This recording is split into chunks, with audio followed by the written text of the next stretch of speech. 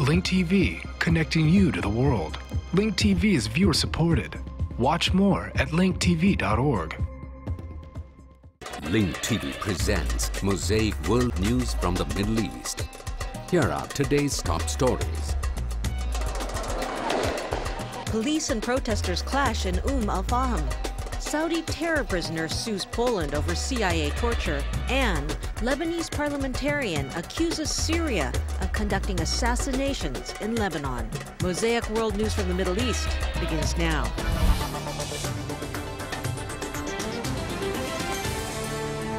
وجهت محكمة في فيرجينيا اتهامات بالمساعدة على تنفيذ هجوم A court in Virginia charged a naturalized U.S. citizen from Pakistan with helping to carry out a terrorist attack. Authorities said the plan was to target 4 subway stations and a hotel in the U.S. state of Virginia.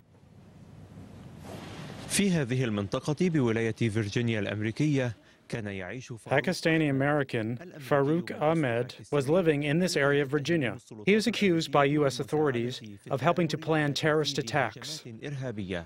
تقول السلطات إنها رصدته على مدار 6 أشهر. The authorities say they have watched him for 6 months, during which time he prepared videotapes of the security around the target areas and provided them to people he believed to be linked to Al-Qaeda, but were in fact federal agents. عملاء للمباحث الفيدرالية.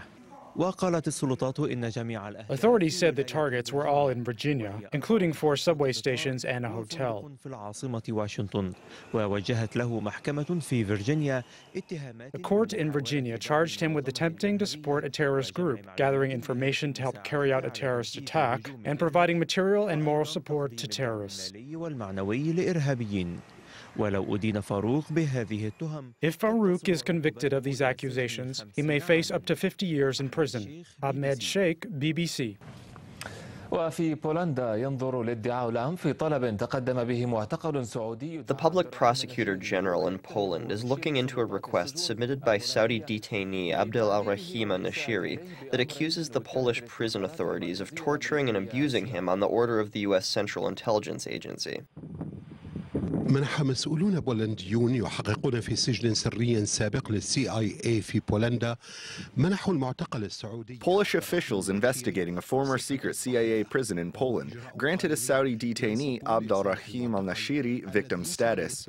This move advances the detainee's effort to prove he was abused by interrogators. Legal experts believe Poland's move to grant Nashiri the status of victim recognizes the validity of his claims, even as the U.S. courts refuse to allow cases involving rendition to move forward due to national security reasons. رفضت السماح برفع قضايا إذا ما ارتبط الأمر بأمن قومي. He was abducted and transferred He was abducted and transferred from one country to another by various special institutions. It is probably not shocking that he was subjected to torture by some officials. I think the Polish Prosecutor General's decision to take Nashiri's claim into consideration means he believes that the evidence Nashiri provided indicates the probability of his detention and possible torture in Poland. and Article 5. النشيري وهو سعودي اتهم عام 2000 بقصف المدمرة الأمريكية USS Cole في مرفأ يمني. Saudi citizen Nashiri was accused of the 2000 bombing of the USS Cole warship in a Yemeni harbor. In 2002, he was apprehended in Dubai and transferred secretly to CIA prisons in Poland and Thailand. صرح مسؤولو استخبارات أمريكيون سابقون. According to former intelligence officials, Nashiri was subjected to harsh interrogation methods. Nashiri's lawyers filed his case last month, requesting the Polish prosecutor general summon several former high-ranking CIA directors and the pilots who ferried the suspect in and out of Poland to testify. تحقيقات الحكومة البولندية بدأت في وارسو قبل عامين. The Polish government's investigation began in Warsaw 2 years ago in reaction to pressure from the EU and a human rights group. Both organizations said evidence points to Poland and Romania's involvement in the secret U.S. program. بولندا ورومانيا في البرنامج الأمريكي السري. بناء على أقوال المسؤولين السابقين وتسجيلات الرحلات الجوية تم نقل. According to the former officials and flight records, Nashiri was repeatedly moved to Poland, Romania, and Morocco, then from CIA sites in Guantanamo to Rabat in Romania. Zuhair Daraki, BBC. BBC.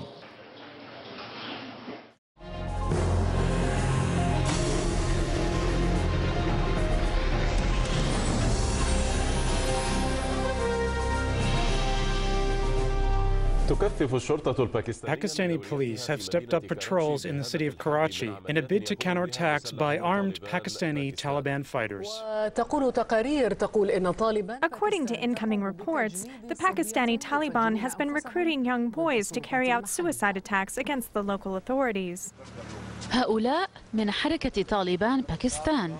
The two members of the Pakistani Taliban were arrested in Karachi, where arrests such as these are not rare. Zain Allah and Washik Rahman, who came from southern Waziristan, were equipped with weapons and explosive belts. This boy, who wished to conceal his identity, said he was recruited for a suicide mission in Karachi. Muhammad Salam said the arrest of these two men helped change his life.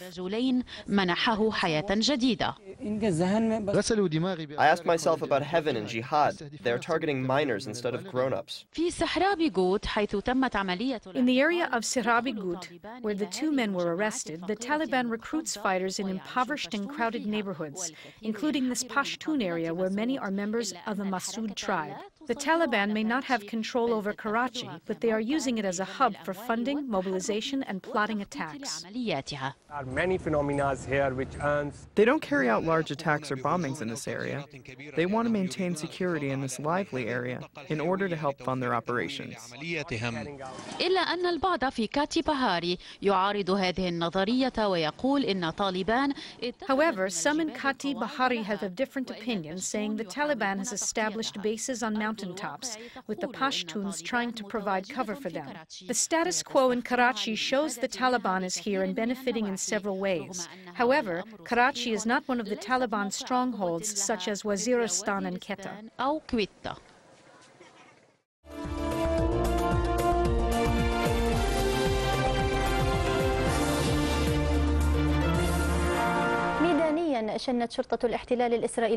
The Israeli occupation police have launched an attack on residents and representatives of Islamic political blocs in the Palestinian city of al-Fahm, who gathered to counter a provocative protest march organized by Jewish extremists. Jewish extremists held a protest rally to call for the outlaw of the Islamic movement, which is based in al-Fahm. The march was organized on the 20th anniversary of the assassination of the head of the Kirkuk movement in New York City. Kirkuk is a racist anti-Arab movement that was banned in 1994. Our correspondent, Mohammed Al-Saeed, reports from al-Fahm. More than 10 Palestinians were injured and 9 others were arrested in fierce clashes that erupted between hundreds of Palestinian protesters and Israeli police in the city of al-Fahm. This news comes after a provocative attempt by Jewish extremists to storm al-Fahm in what seems to be a cover-up of a premeditated campaign against the residents, as many of the 1948 Arab residents here are saying. This is a premeditated campaign. They plan to storm the city early in the morning. The issue raised by the far-right activist Marzel was only an excuse to storm the city and show force against the Arab residents. What happened today was not only intended to fulfill the wishes of Marzel, this criminal man, but also to fulfill the wishes of the Israeli government, which wants to hit the leadership of various Arab groups hard. This will give Israel a political blanket to use to deal swiftly with any future events. Jewish extremists, led by far-right activist Baruch Marzel, entered al-Fahm but were unable to march through its cities.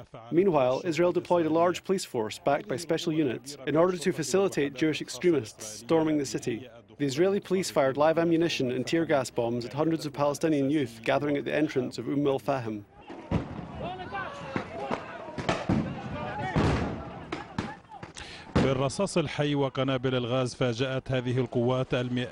In return, Palestinian youths threw rocks at the Israeli police, sparking hours of confrontations. Several Israeli youths, disguised as Arabs, infiltrated the march in order to help detain Palestinian protesters. They want to expel us from our land. This is our land. al-Fahm is ours. All of Palestine is ours. We will not change our position.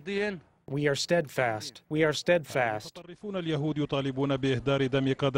Jewish extremists are calling for the execution of leaders of the Islamic movement and want to outlaw the movement, which is maintaining control over al-Fahm. The Israeli police have not discriminated between the protesters and Arab members of the Israeli Knesset, who have expressed solidarity with them, including Afu Egbaria and Hanin Zouabi. If the police had a premeditated plan to attack us, this means they don't want us to take any supportive action. This is the message they're signaling to us. الأرضية الخصبة لهم في الحكومة الحالية تستغلها الجماعات المتطرفة. The current government helped create this breeding ground for extremist ideologies, and Jewish extremist groups are seizing it in a bid to pass anti-Arab and racist laws. This is part of a larger plan aimed at expelling Arabs or transferring them to the West Bank as part of a settler swap deal.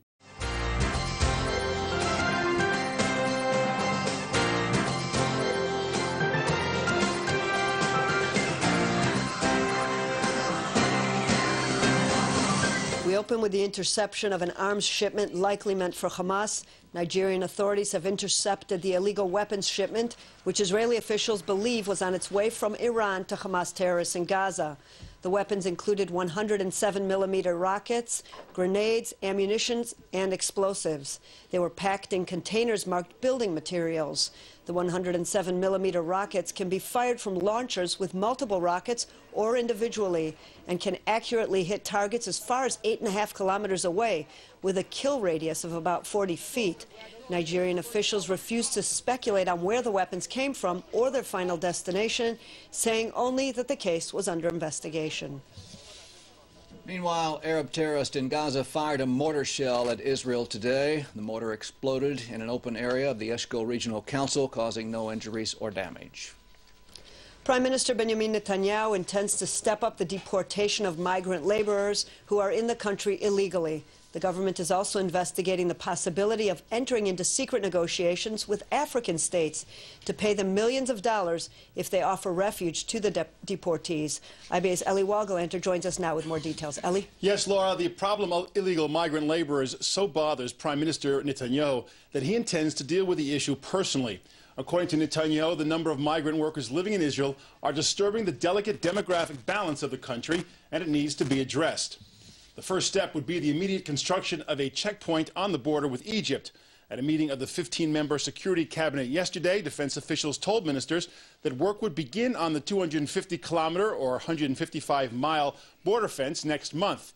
The government in March approved construction of the barrier, expected to cost some 1.35 billion shekels, which will comprise fencing and other unspecified technological measures. The barrier will block a major transit route for economic migrants, asylum seekers, and drug smugglers coming across the border.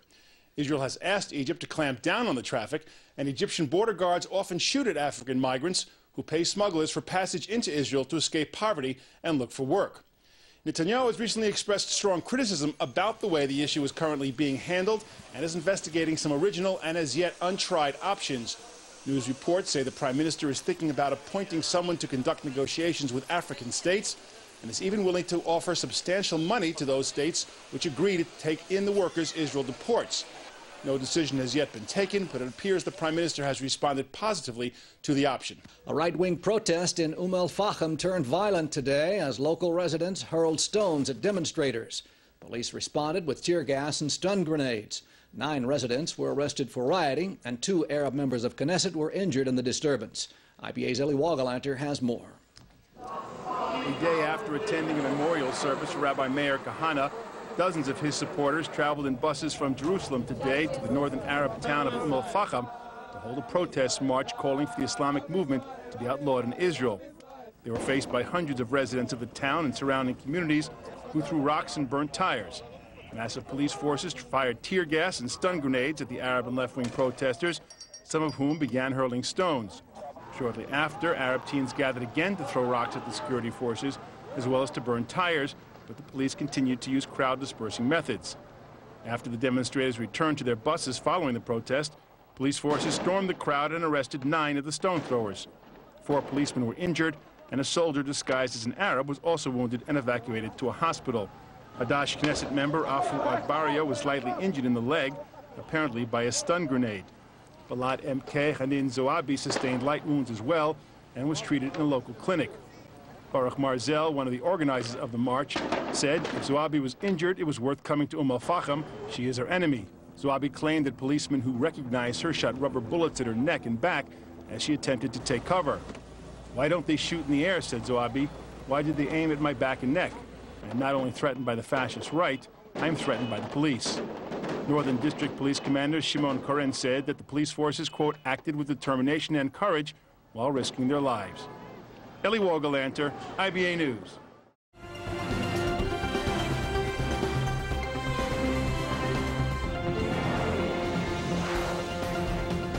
Moving on to news from Afghanistan, U.S.-led foreign forces there have started a massive military operation in the southern province of Kandahar, causing extensive damage, especially to civilian property.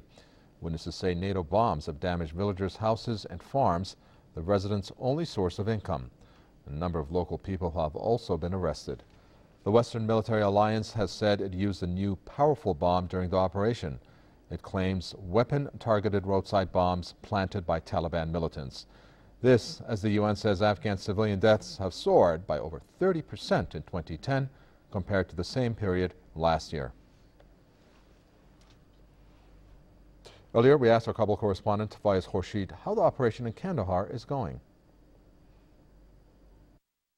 Yesterday, the U.S. Ambassador Eikenberry had a press conference with the Afghan Interior Ministry here in Kabul, and they said that they are making progress in Afghanistan. And this is the third phase of this operation. They say this operation has helped a lot, and now there is no presence of the Taliban militants. But as we heard from the Afghan villagers from Kandahar province, as well as from Afghan local authorities who have reported to the Afghan media from Kandahar city, they say that the Taliban militants are fighting back, and now the American forces are facing a strong resistance, not only in Kandahar, but also in other parts of Afghanistan, also in southern Helmand province. And the Taliban militants now rely heavily on roadside bombs, something that has inflicted heavy casualties on American and NATO forces. And today, the NATO headquarters here in Kabul reported the death of one more NATO soldier in southern Afghanistan. So the security situation is worsening, and it's tough now. It's a big challenge for the American and NATO forces, because 2010 has already become the deadliest year for these forces since this war has begun 9 years ago. That was a correspondent Faiz Khurshid reporting earlier from Kabul. Well, in the meantime, a new report by the Washington Post says the U.S. and its allies cannot defeat the Taliban in Afghanistan. Mike Kellerman has the details from Washington.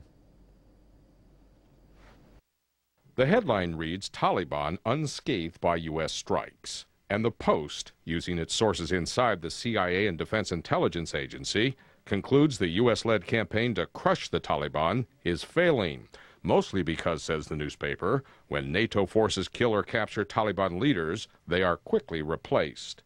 The Taliban is able to, quote, reestablish and rejuvenate often within days of a military setback.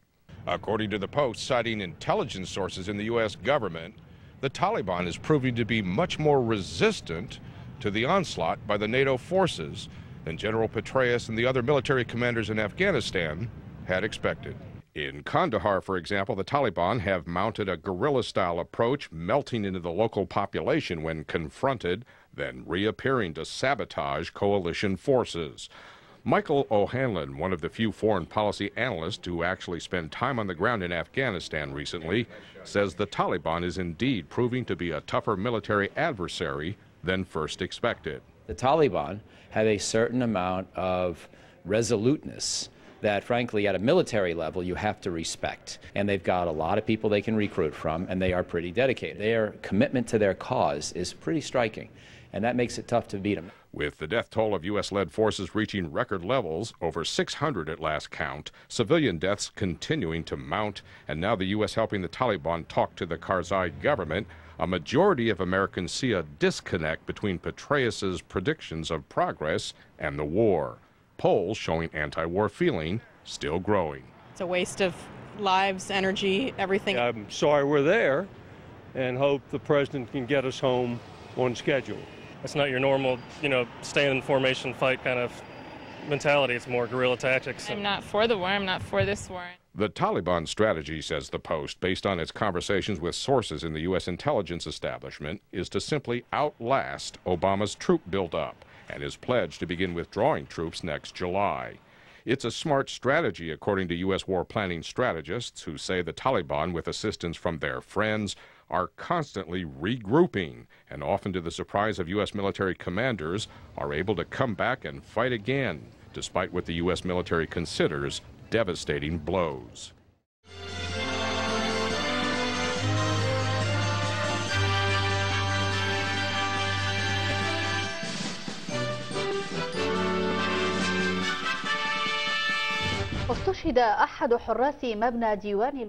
A security guard working for the Sunni Waqf, or endowment, in the area of Akkar was killed, and another was wounded in a bomb explosion that struck this morning near the building.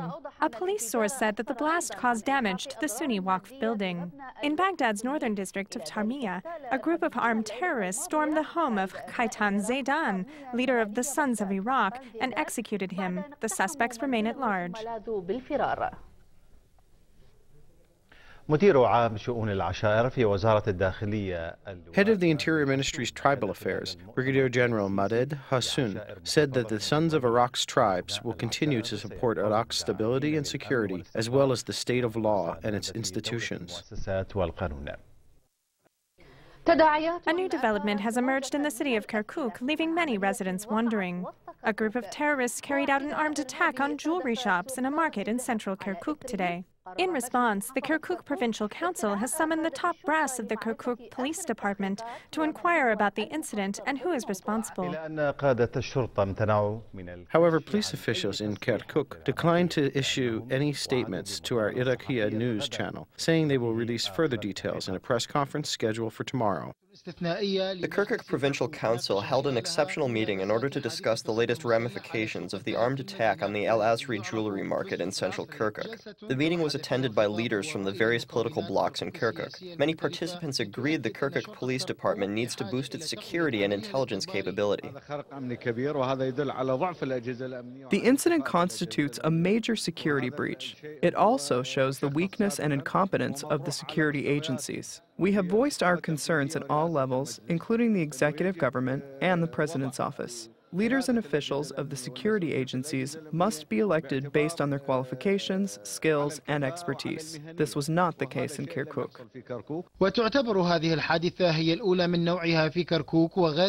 The incident is the first of its kind in the city of Kirkuk, where the jewelry market is located in the center of the city, nearly 100 meters away from police headquarters. The area is often busy and packed with shoppers. The city council decided to hold a special meeting for all security and intelligence leaders in the province. The council attributed the security breach to the structural flaws of the Kirkuk Police Department.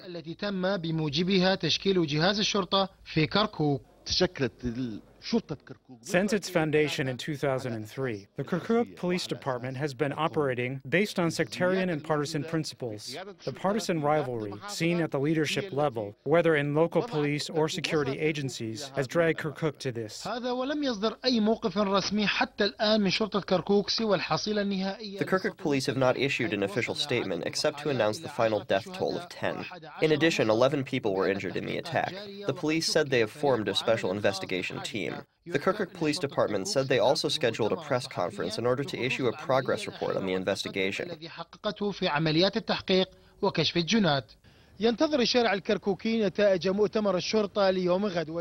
Kirkuk residents are impatiently waiting for tomorrow's police press conference and the special meeting of the Kirkuk Provincial Council next Sunday to find out more details about the armed robbery. This action seems to have brought all of the various sects and groups together in Kirkuk. Rudy Anwar, Iraqiya Channel, Kirkuk.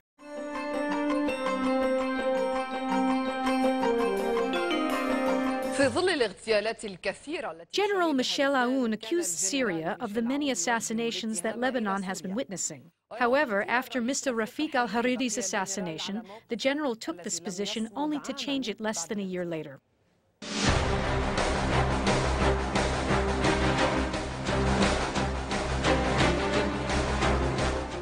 في تاريخ لبنان الطويل اغتيالات سياسية مؤلمة. With a long and painful history of political assassinations, Lebanon is shaking under the weight of many wars. These assassinations caused many accusations and analysis. The most prominent accusation was by General Michel Aoun, who openly accused Syria more than once of being behind the assassinations. In 2005, an explosion in the St. George region targeting Prime Minister Rafiq al-Hariri caused a political earthquake. Hariri's assassination led to repercussions all over the world. On that day, General Aoun openly accused Syria across media platforms. Mais nous avons vécu une trentaine d'années sous l'occupation syrienne In the shadow of the Syrian occupation, everyone who objected politically to Syria was murdered by the Syrians, and none of the cases have been clarified. Therefore, Lebanese public opinion now points to Syria and the Lebanese puppet government that was in place.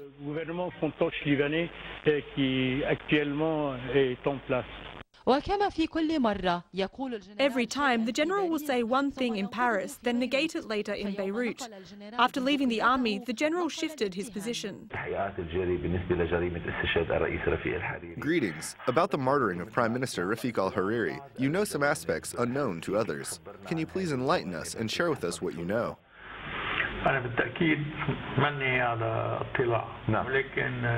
I certainly am not aware of such information, but nearly a year after the crime, the International Investigative Tribunal reached no result.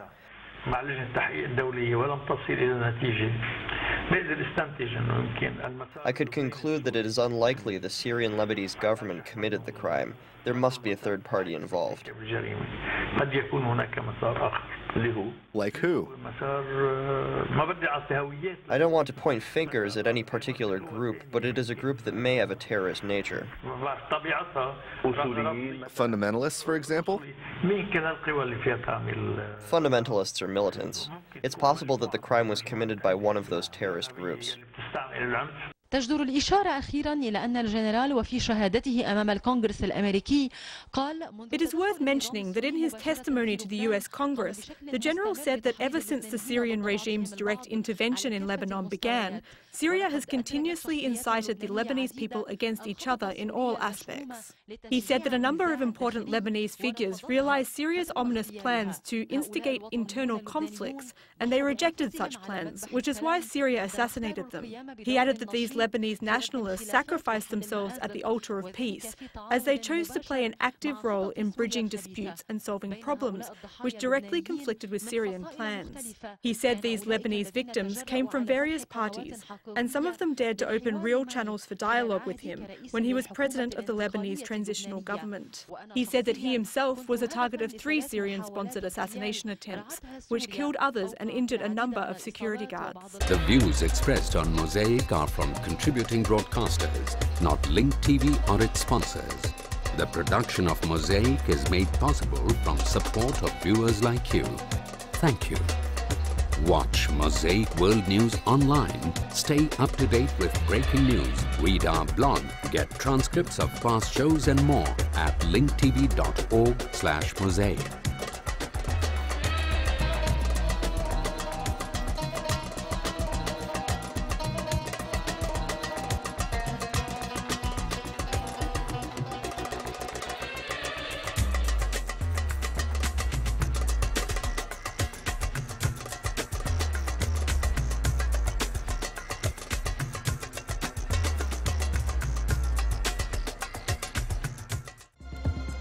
This program is brought to you by Link TV for educational and non-commercial use only. Link TV is the only U.S. network dedicated to global and national news, uncompromising documentaries, and diverse cultural programs, programs which connect you to the world.